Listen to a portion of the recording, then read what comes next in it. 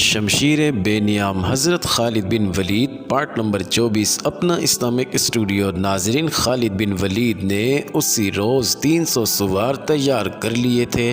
مسلمانوں کی تعداد 1400 تھی، ان میں زیادہ تر نفری پیادہ تھی۔ خالد خوش تھا کہ اپنے سواروں کی قیادت اس کے ہاتھ میں ہے۔ اب ابو سفیان اس کے سر پر سوار نہیں تھا، سب فیصلے اسے خود کرنے تھے۔ وہ مسلمانوں کو فیصلہ کن شکست دینے کے لیے روانہ ہو گیا۔ ناظرین، خالد کچھ دیر آرام کر کے اور گھوڑے کو پانی پلا کر چل پڑا تھا۔ اس نے گھوڑے کو تھکنے نہیں دیا تھا۔ مکہ سے گھوڑا آرام آرام سے چلتا آیا تھا۔ خالد بڑی مضبوط شخصیت کا آدمی تھا۔ اس کے ذہن میں خواہشیں کم اور ارادے زیادہ ہوا کرتے تھے۔ وہ ذہن کو اپنے قبضے میں رکھا کرتا تھا، مگر مدینہ کو جاتے ہوئے ذہن اس پر قابض ہو جاتا تھا۔ ناظرین، یادوں کے تپیڑے تھے جو اسے طوفانی سمندر میں بہتی ہوئی کشتی کی طرح پٹخ رہے تھے۔ کبھی اس کی ذہنی کیفیت ایسی ہو جاتی جیسے وہ مدینہ بہت جلدی پہنچنا چاہتا ہو، اور کبھی یوں جیسے اسے کہیں بھی پہنچنے کی جلدی نہ ہو۔ اس کی آنکھوں کے آگے منزل سراب بن جاتی اور دور ہی دور ہٹتی نظر آتی تھی۔ گھوڑا اپنے سوار کے ذہنی خلفشار سے بے خبر چلا جا رہا تھا۔ سوار نے اپنے سر کو جھٹک کر گرد و پیش کو دیکھا۔ وہ ذرا بلند جگہ پر جا رہا تھا۔ افق سے احد کا سلسلہ کو اوپر اٹھ آیا تھا۔ خالد کو معلوم تھا کہ کچھ دیر بعد ان پہاڑیوں کے قریب سے مدینہ کے مکان ابھرنے لگیں گے۔ اسے ایک بار پھر خندق اور پسپائی یاد آئی اور اسے مسلمانوں کے ہاتھوں 400 یہودیوں کا قتل بھی یاد آیا۔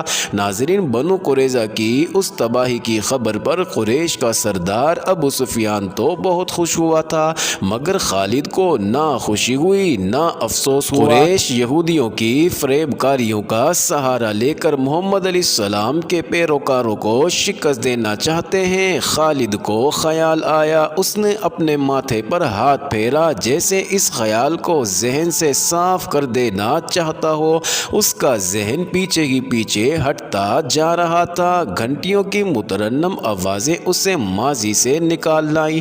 اس نے دائیں بائیں دیکھا، بائیں طرف وسیع نشیب تھا۔ خالد اوپر اوپر جا رہا تھا، نیچے 4 اونٹ چلے آ رہے تھے۔ ناظرین، اونٹ ایک دوسرے کے پیچھے تھے، ان کے پہلو میں ایک گھوڑا تھا۔ اونٹوں پر 2 عورتیں، چند بچے اور 2 آدمی سوار تھے۔ اونٹوں پر سامان بھی لدا ہوا تھا۔ گھڑ سوار بوڑھا آدمی تھا۔ اونٹ کی رفتار تیز تھی۔ خالد نے اپنے گھوڑے کی رفتار کم کر دی۔ اونٹوں کا یہ مختصر سا قافلہ اس کے قریب آ گیا۔ بوڑھے گھڑ سوار نے اسے پہچان لیا۔ تمہارا سفر آسان ہو ولید کے بیٹے، بوڑھے نے بازو بلند کر کے لہرایا اور بولا، نیچے آ جاؤ، کچھ دور اکٹھے چلیں گے۔ خالد نے گھوڑے کی لگام کو ایک طرف جھٹکا دیا اور ہلکی سی ایڑ لگائی۔ گھوڑا نیچے اتر گیا۔ ہاں ہاں ہاں، خالد نے اپنا گھوڑا بوڑھے کے گھوڑے کے پہلو میں لے جا کر خوشی کا اظہار کیا اور کہا، ابو جریج، اور یہ سب تمہارا خاندان ہے؟ ہاں، بوڑھے ابو جریج نے کہا، یہ میرا خاندان ہے۔ اور تم خالد بن ولید کدھر کا رخ کیا ہے؟ مجھے یقین ہے کہ مدینہ کو نہیں جا رہے۔ مدینہ میں تمہارا کیا کام؟ ناظرین، یہ قبیلہ غطفان کا ایک خاندان تھا جو نقل مکانی کر کے کہیں جا رہا تھا۔ ابو جریج نے خود ہی کہہ دیا تھا کہ خالد مدینہ تو نہیں جا رہا، تو خالد نے اسے بتانا مناسب بھی نہ سمجھا۔ اہل قریش کیا سوچ رہے ہیں؟ ابو جریج نے کہا، کیا یہ صحیح نہیں کہ محمد علیہ السلام کو لوگ نبی مانتے ہی چلے جا رہے ہیں؟ کیا ایسا نہیں ہوگا کہ ایک روز مدینے والے مکہ پر چڑھ دوڑیں گے اور ابو سفیان ان کے آگے ہتھیار ڈال دے گا؟ سردار اپنی شکست کا انتقام لینا ضروری نہیں سمجھتا، وہ ہتھیار ڈالنے کو بھی برا نہیں سمجھے گا۔ خالد نے کہا، کیا تمہیں یاد نہیں کہ ہم سب مل کر مدینہ پر حملہ کرنے گئے تھے؟ تو مدینہ والوں نے اپنے ارد گرد خندق کھود لی تھی۔ خالد نے کہا، ہم خندق پھلانگ سکتے تھے، میں خندق پھلانگ گیا تھا، اکرمہ بھی خندق کے پار چلا گیا تھا، مگر ہمارا لشکر جس میں تمہارے قبیلے کے جنگجو بھی تھے دور کھڑا تماشا دیکھتا رہا تھا۔ مدینہ سے پسپا ہونے والا سب سے پہلا آدمی ہمارا سردار ابو سفیان تھا، میرے بازو میں طاقت نہیں رہی۔ ابن ولید ابو جریج نے اپنا ایک ہاتھ جو ضعیفی سے کانپ رہا تھا خالد کے آگے کر کے کہا، میرا جسم ذرا سا بھی ساتھ دیتا تو میں بھی اس معرکے میں اپنے قبیلے کے ساتھ ہوتا۔ اس روز میرے آنسو نکل آئے تھے جس روز میرا قبیلہ مدینہ سے پسپا ہو کر لوٹا تھا۔ اگر کعب بن اسد دھوکہ نہ دیتا اور مدینہ پر 3-4 شب خون مار دیتا تو فتح یقیناً تمہاری ہوتی۔ خالد جھنجھلا اٹھا۔ اس نے ابو جریج کو قہر کی نظروں سے دیکھا اور چپ رہا۔ کیا تم نے سنا تھا کہ یحاوہ یہودن نے تمہارے قبیلے کے ایک آدمی جرید بن مسیب کو محمد علیہ السلام کے قتل کے لیے تیار کر لیا تھا؟ ابو جریج نے پوچھا۔ ہاں، خالد نے کہا، سنا تھا، اور مجھے یہ کہتے ہوئے شرم آتی ہے کہ جرید بن مسیب میرے قبیلے کا آدمی تھا۔ کہاں ہے وہ 1 سال سے زیادہ عرصہ گزر گیا ہے، اس کا پتہ نہیں چلا۔ میں نے سنا تھا کہ یحاوہ یہودن اسے اپنے ساتھ یہودی جادوگر لیس بن موشان کے پاس لے گئی تھی اور اس نے جرید کو محمد علیہ السلام کے قتل کے لیے تیار کیا تھا، مگر مسلمانوں کی تلواروں کے سامنے لیس بن موشان کا جادو جواب دے گیا۔ جرید بن مسیب مسلمانوں کے ہاتھوں قتل ہو گیا۔ بنو قریظہ میں سے زندہ بھاگ جانے والے صرف 2 تھے، لیس بن موشان اور یحاوہ، اب صرف ایک زندہ ہے۔ ابو جریج نے کہا، لیس بن موشان، صرف لیس بن موشان زندہ ہے، اور جرید اور یحاوہ وہ بدروحے بن گئے تھے۔ ابو جریج نے کہا، میں تمہیں ان کی کہانی سنا سکتا ہوں۔ تم نے یحاوہ کو دیکھا تھا، وہ مکہ کی ہی رہنے والی تھی۔ اگر تم کہو گے کہ اسے دیکھ کر تمہارے دل میں ہلچل نہیں ہوئی تھی اور تم اپنے اندر حرارت سی محسوس نہیں کرتے تھے تو خالد میں کہوں گا کہ تم جھوٹ بول رہے ہو۔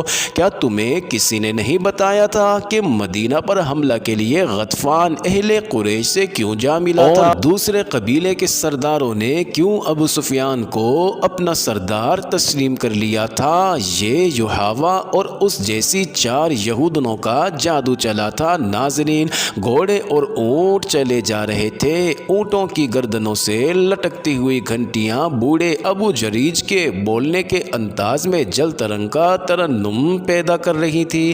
ناظرین، خالد انہماک سے سن رہا تھا۔ جرید بن مسیب یحاوہ کے عشق کا اسیر ہو گیا تھا۔ ابو جریج کہہ رہا تھا، تم نہیں جانتے ابن ولید، یحاوہ کے دل میں اپنے مذہب کے سوا کسی آدمی کی محبت نہیں تھی۔ وہ جرید کو اپنے طلسم میں گرفتار کر کے اپنے ساتھ لے گئی تھی۔ میں لیس بن موشان کو جانتا ہوں، جوانی میں ہماری دوستی تھی۔ جادوگری اور شعبدہ بازی اس کے باپ کا فن تھا، باپ نے یہ فن اسے ورثے میں دیا تھا۔ تم میری بات سن رہے ہو ولید کے بیٹے، یا اکتا رہے ہو؟ اب میں باتوں کے سوا کچھ نہیں کر سکتا۔ خالد ہنس پڑا اور بولا، سن رہا ہوں ابو جریج، غور سے سن رہا ہوں۔ یہ تو تمہیں معلوم ہوگا کہ جب ہمارے لشکر کو مسلمانوں کی خندق اور آندھی نے مدینے کا محاصرہ اٹھا کر پسپائی پر مجبور کر دیا تو محمد علیہ السلام نے بنو قریظہ کی بستی کو گھیر لیا تھا۔ ابو جریج نے کہا، لیس بن موشان اور یحاوہ جرید بن مسیب کو وہیں چھوڑ کر نکل بھاگے؟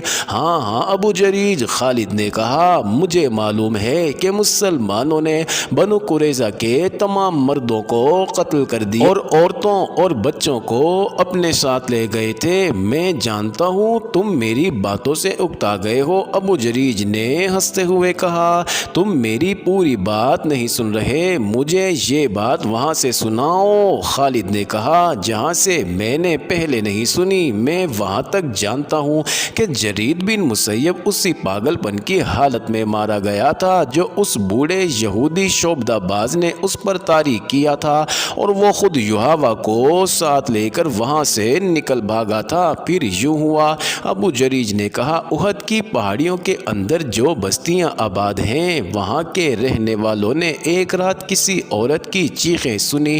3-4 دلیر قسم کے آدمی گھوڑوں پر سوار ہو کر تلواریں اور برچیاں اٹھائے سرپٹ دوڑتے گئے، لیکن انہیں وہاں کوئی عورت نظر نہ آئی اور چیخیں بھی خاموش ہو گئیں۔ وہ ادھر ادھر گھوم پھر کر واپس آ گئے۔ یہ چیخیں صحرائی لومڑیوں یا کسی بھیڑیے کی بھی تو ہو سکتی تھی۔ خالد نے کہا، بھیڑیے اور عورت کی چیخ میں بہت فرق ہے۔ ابو جریج نے کہا، لوگ اسے کسی مظلوم عورت کی چیخیں سمجھے تھے۔ وہ یہ سمجھ کر چپ ہو گئے کہ کسی عورت کو ڈاکو لے جا رہے ہوں گے یا وہ کسی ظالم خاوند کی بیوی ہوگی اور وہ سفر میں ہوں گے۔ لیکن اگلی رات یہی چیخیں ایک اور بستی کے قریب سنائی دی۔